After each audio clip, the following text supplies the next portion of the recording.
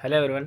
इस वीडियो में आपको थोड़े बहुत जगह पर कट्स नज़र आएंगे क्योंकि जब मैं शूट कर रहा था तो बीच बीच में मेरी क्योंकि तबीयत ख़राब है तो खांसी हो जाती है। तो इसी वजह से आपको बीच बीच में कट नज़र आएंगे।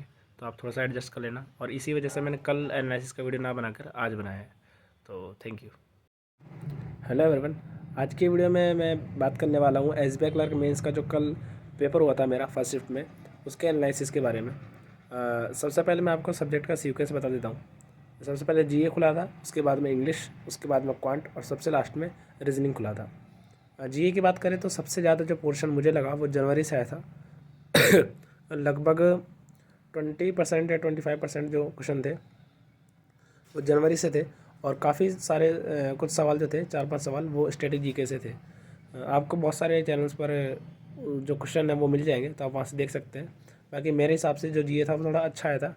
हालांकि मैंने जनवरी जो था वो मैंने डेली भी पढ़ा था, मैंने वीकली भी किया था, मगर फिर भी काफ़ी सारे क्वेश्चन जो थे वो कि कवर नहीं हुए थे। पर कुछ मैंने तुक्के भी मारे हैं। मैंने टोटल जो जीए में अटैम्प्ट किए वो 29 किए। इसमें से मुझे लगभग 15 के आसपास क्वेश्चन आते थे और बाकी 10-12 के अंदर मुझे थोड़ा बहुत डाउट था, तो वो मैंने गैस वर्क किया है। मैं पहले एक बात मैं क्लियर कर देता हूँ कि मेरे जितने भी अटैम्प्ट है, आप प्लीज़ उनको लेके आप कोई परसेप्शन मत बनाना कि इतने अटैम्प्ट किए हैं, इतने ज़्यादा हैं, इतने कम हैं, जो भी है। क्योंकि मैंने अपने हिसाब से मुझे अटैम्प्ट किए हैं, मुझे लगा कि अटैम्प्ट करने चाहिए ज़्यादा, तो मैंने जिसमें ज़्यादा अटैम्प्ट किए हैं, मुझे लगा था कि इसमें कम अटैम्प्ट करनी चाहिए, उसमें मैंने कम किए, तो मैंने अपने हिसाब से किए। और अगर आपका एग्ज़ाम 4 तारीख को है तो आप बिल्कुल भी 25 तारीख के हिसाब से सोच के मत जाना कि पेपर ऐसा ही आएगा।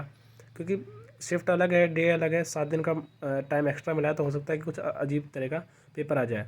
हमारे शिफ्ट में कोई सा एक सेक्शन हार्ड आया है, तो हो सकता है आपके में वो ईजी आ जाए। या फिर हो सकता है कि सेम चीज़ मेरे, या हो सकता है कि लेवल जो है वो और ज़्यादा हाई हो जाए। तो ऐसा कुछ नहीं है कि आपको अटैम्प्ट जो है वो लोगों को देख के ही करने हैं कि 70 सब कर रहे हैं या सब 80 कर रहे हैं, सब 90 कर रहे हैं, तो आपको तो नहीं करने। जीए में ना मैंने आपको बता दिया है, मेरा फर्स्ट शिफ्ट में था और मैंने 29 अटैम्प्ट्स किए जीए के अंदर। उसके बाद में बारी आती है इंग्लिश की। तो इंग्लिश के अंदर मैंने 37 अटैम्प्ट किए हैं। आई नो कि मैंने काफ़ी अटैम्प्ट किए हैं, पर मुझे कुछ 3-4 क्वेश्चन के अंदर डाउट था, पर वो भी मैंने अटैम्प्ट किए हैं। क्योंकि इंग्लिश के अंदर एक्यूरेसी जो है वो 100% नहीं रहती है मेरी, तो इसलिए मैं थोड़ा ज़्यादा अटैम्प्ट करके चलता हूँ, ताकि अगर नेगेटिव भी लगे तो कवर अप हो जाए।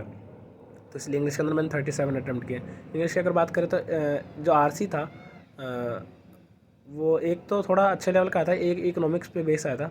एक एक कंट्री के बारे में था कि वहाँ की जो इकोनॉमी है वो इस तरह से चल रही है, वहाँ की सरकार जो है वो कौन कौन से फैसले लेती है, उस तरीके का था। वो जो था मुझे ज़्यादा समझ में नहीं आया, पर इसलिए मैंने उसके क्वेश्चन शायद उसी के मैंने 2 या 3 क्वेश्चन छोड़े हैं।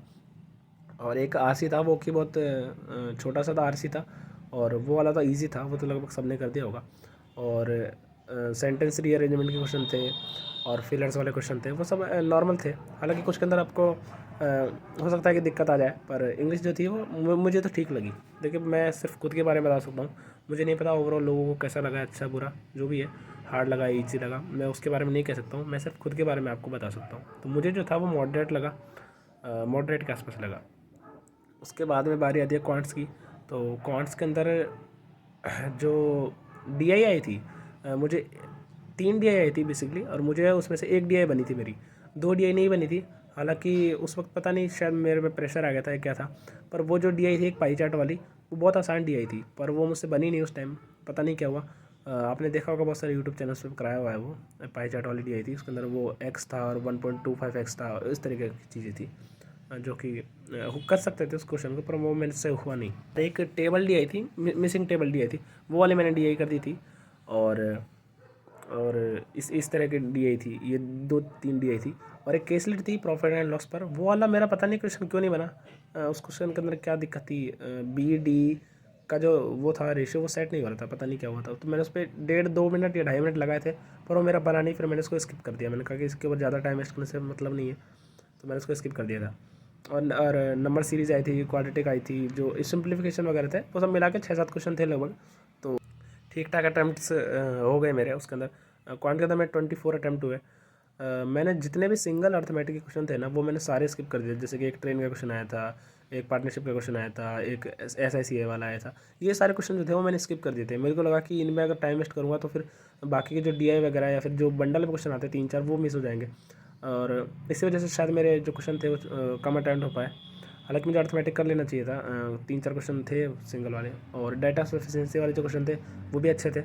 मैंने उसमें से शायद एक क्वेश्चन किया था, एक या दो क्वेश्चन किए थे, और मेंसुरेशन पे क्वेश्चन आया था। काफ़ी अच्छे अच्छे सवाल थे, ऐसा नहीं है कि मैथ्स बहुत ईजी आया था। मुझसे अगर आप पूछोगे तो मॉडरेट, मैं कहूँगा कि मॉडरेट पेपर था क्वांट्स का। क्वांट्स के अंदर जो मैंने अटैम्प्ट किए हैं वो मैंने 24 अटैम्प्ट्स किए हैं। मुझे पता है कि अटैम्प्ट कम है, पर आई थिंक पेपर इसी लेवल का था। और जिस जिस एस्पिरेंट ने बहुत काम होकर पेपर किया होगा उसने 30 के आसपास टच किया होगा आई थिंक। क्योंकि पेपर था उस लेवल का, पर आपका माइंडसेट जो है वो बहुत मायने रखता है उस टाइम पे। जैसे मेरे से वो 5 नंबर वाली डीआई नहीं बनी, पर हो सकती थी अगर मैं थोड़ा सा शांत होकर सोचता तो। पर ठीक है, वो ये सब होता है, यही एग्ज़ाम का प्रेशर होता है। और उसके बाद में रीजनिंग का सेक्शन खुला। रीजनिंग का section I think easy to moderate था, ज़्यादा वो टफ नहीं था। मुझे लगा कि उसके अंदर सबसे ज़्यादा अटैम्प्ट जो है वो होंगे सबके, और उसके अंदर जो मैंने अटैम्प्ट किए हैं वो मैंने 33 अटैम्प्ट किए रीजनिंग के अंदर, और मार्क्स जो है वो 39 एंड मार्क्स हो गए। 39.2 मार्क्स का मैंने अटैम्प्ट किया है रीजनिंग के अंदर। अब उतना अटैम्प्ट किया है तो हो सकता है कि उतने नंबर आए या नहीं आए। कुछ देखो, आपको है ना पूरी एक्यूरेसी लेके नहीं चलता हूँ मैं, 100% एक्यूरेसी मैं सोच के चलता हूँ, थोड़ा बहुत रिस्क ले। और हालांकि रीजनिंग के अंदर अपन इतना रिस्क नहीं ले सकते, लेकिन फिर भी अटैम्प्ट थोड़े से बढ़ाने के चक्कर में आप रिस्क ले सकते हो, एकदम चलता है मीन्स के अंदर। 100% accuracy I don't think maximum लोगों की होती होगी, तो वो थोड़ा बस रिस्क लेना पड़ता है। जैसे क्वांट के अंदर भी कुछ क्वेश्चन के अंदर मैंने रिस्क लेके अटैम्प्ट किए हैं। वो हो भी सकता है कि वो गलत चल जाए, लेकिन उसी चक्कर में थोड़ा सा अटैम्प्ट 1-2 क्वेश्चन आप ज़्यादा कर पाते हो। रीजनिंग के अंदर बहुत अच्छी अच्छी पजल्स आई थी। 2 पजल आई थी, एक लीनियर रो वाली पजल थी, उसके अंदर 6 लोग थे और सब नॉर्थ फेसिंग थे, और उसके अंदर एक ब्लड रिलेशन भी था उसके साथ में, तो वो काफ़ी अच्छा सवाल था, वो मुझसे नहीं हुआ था।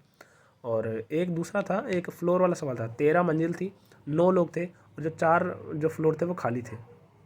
वो सवाल काफ़ी अच्छा था। आई थिंक मैंने 2.5-3 मिनट के अंदर वो कर दिया था सवाल, और वो हो रहा था आराम से। और उसके अंदर एक लाइन जो थी वो बड़ी अच्छी लाइन थी, वो डी वाली लाइन थी। मुझको एग्जैक्टली याद नहीं है, पर वो लाइन बड़ी प्यारी थी कि डी जो है वो एक सम संख्या वाली मंजिल पे रहता है, और उसके ऊपर उतने ही लोग रहते हैं जितने की खाली फ्लैट है, शायद इस तरह की लाइन थी। और वो बहुत अच्छी लाइन थी, उसको मैंने शायद 4-5 बार पढ़ा तब जाके वो सेट हुआ था। सबसे लास्ट में लाइन थी वो, तो इस तरह का था। और जो क्रिटिकल रीजनिंग आई थी वो भी काफ़ी आसान थी। आई थिंक मैंने उसके अंदर शायद एक आध क्रिटिकल रीजनिंग छोड़ दी है, क्योंकि मैंने क्या किया ना कि जैसे मेरे को क्वेश्चन दिखे क्रिटिकल वाले वो मैंने स्किप करता गया, और मैंने सोचा कि इसको सेकंड राउंड के अंदर अटैम्प्ट करूँगा। फर्स्ट राउंड के अंदर जितने भी मिसलेनियस थे, कोडेड क्या बोलते हैं, सिलॉग वाला आया था, इनक्वालिटी आई थी। इनक्वालिटी तो नॉर्मल आई थी, तो वो सब जो था वो मैंने अटैम्प्ट करने की कोशिश कर रहा था फर्स्ट राउंड के अंदर, तो वो सब मैंने मिसलेनियस वाला अटैम्प्ट किया। और जैसे कि एक पेयर फॉर्मेशन था, वो वाला क्वेश्चन मैंने छोड़ दिया, क्योंकि वो सिंगल क्वेश्चन था, उसके अंदर अगर मेरे को 1 मिनट लग रहा है तो इससे अच्छा मैं वो टाइम किसी और के अंदर दूंगा। एक पजल आई थी जिसके अंदर वो आपने अब किया होगा, जंक्शन वाला था कि उसके नॉर्थ में ए बिंदु है, साउथ में डी बिंदु है ना, पूर्व में सी बिंदु है, और वेस्ट में बी बिंदु है, इस तरह का। और हर कार जो है वो एक बिंदु से जा रही है, और एक मुड़ के जा रही है, मतलब जंक्शन से तो उसको गुजरना ही है। तो वो जैसे G@H लिखा है, इसका मतलब है कि जी तो कार है, और एच जो है वो पॉइंट है, और एच पर पहुंच रही है जी कार। और @ का मतलब है कि बाएं मुड़कर पहुंचेगी, यानी वो कहीं भी जाएगी तो पहले जंक्शन पे जाएगी, फिर वहाँ से बाएं मुड़ के पहुंचेगी, इस तरीके का था। शायद 2021 या 22 के अंदर ये क्वेश्चन पहले भी आ चुका है इस तरीके का। तो ये जब मैंने पहले देखा तो मुझे लगा कि इसको अटैम्प्ट करना चाहिए, क्योंकि इस तरीके का क्वेश्चन मैंने कर रखा है, और मैंने इसको किया। शायद मुझे टाइम काफ़ी लगा, और शायद मैंने उसके 5 की जगह मैंने शायद 3 या 4 क्वेश्चन उसके किए भी हैं। तो ये वाला क्वेश्चन जो था वो मुझे लगा कि रिपीटेड है, पर अच्छा क्वेश्चन था ये वाला, और ये वाला हो गया था। और मैंने आपको बता दिया, तो 6% वाला था, वो वाला मुझसे हुआ नहीं था, और बाकी सब अच्छा था। और क्रिटिकल रीजनिंग था वो ईजी था, हार्ड नहीं था ज़्यादा। आई थिंक सब कर सकते थे उसको, और हो सकता है उसके अंदर एक्यूरेसी थोड़ी सी गड़बड़ हो। तो मैंने आपने सारे अटैम्प्ट बता दिए हैं। एक बार मैं दोबारा आपको बता देता हूँ। मेरे जीए के अंदर जो है वो 29 अटैम्प्ट्स हुए हैं, और इंग्लिश के अंदर 37 अटैम्प्ट हुए हैं, और क्वांट के अंदर 24, और रीजनिंग के अंदर 33। तो टोटल अगर अपन जोड़े तो 123 मार्क्स का मैंने अटैम्प्ट किया है। आई नो इसके अंदर एक्यूरेसी जो है वो गड़बड़ हो सकती है, और इसलिए मैंने थोड़े ज़्यादा अटैम्प्ट किए, ताकि अगर एक्यूरेसी थोड़ी सी कम भी हो तो क्लियर होने के चांसेस हो। और जीए के अंदर ऑब्वियस सी बात है कि कोई नहीं कह सकता 100% एक्यूरेसी। मैंने कुछ क्वेश्चन देखे भी यूट्यूब पर, हालांकि मैंने सारे नहीं देखे, क्योंकि डर लगता है कि गलत हो जाएंगे, पर मैंने काफ़ी सारे क्वेश्चन देखे हैं, और कुछ क्वेश्चन सही भी निकले हैं जो मैंने तुक्के मारे, और कुछ गलत भी निकले। तो आई थिंक मैंने बता दिया है अपना एनालिसिस। और जिसका 4 तारीख को एग्ज़ाम है वो बहुत आराम से पेपर देकर आना, क्योंकि 25 तारीख का जो दोनों शिफ्ट थी वो काफ़ी अच्छी थी। हमारी जो फर्स्ट शिफ्ट थी वो तो लोग कह रहे हैं कि ईजी थी, और जो सेकंड शिफ्ट है वो उसको लोग हार्ड कह रहे हैं। तो आई थिंक कि आपको इसके बारे में ज़्यादा नहीं सोचना है, क्योंकि हो सकता है आपकी ईजी आ जाए और आप हार्ड सोच कर कम अटैम्प्ट करो, ऐसा नहीं होना चाहिए। आपकी शिफ्ट एकदम अलग आएगी, वैसे बात है लेवल जो है वो सेम नहीं रख पाते हैं SBI वाले, तो लेवल ऊपर नीचे होगा। तो आप सबको ऑल द बेस्ट। और जिन्होंने 25 तारीख को एग्ज़ाम दिया फर्स्ट शिफ्ट में या सेकंड शिफ्ट में, वो कमेंट करके बताना कि आपने कितने अटैम्प्ट किए, कैसा आपका एक्सपीरियंस रहा। और मैं पहली बार बोल रहा हूँ कि आप अगर वीडियो आपको अच्छा लगता है तो आप वीडियो को लाइक करना और चैनल को सब्सक्राइब कर देना। Thank you.